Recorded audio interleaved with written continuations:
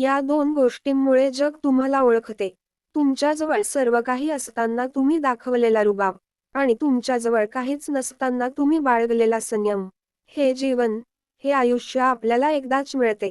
त्यामुळे ते असे जगा की तुमच्यासोबत असणारा प्रत्येक व्यक्ती सुद्धा आनंदी राहिला पाहिजे. या जन्मावर, या जगण्यावर शतदा प्रेम करावे. नेहमी हसत राहा.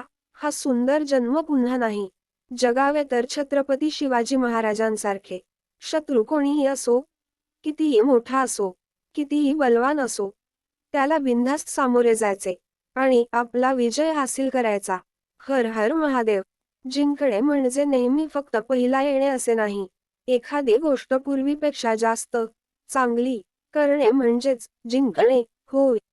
डोक शांत असेल तर निर्णय चुकत नाही व भाषा गोड असेल तर माणसं तुटत नाहीत.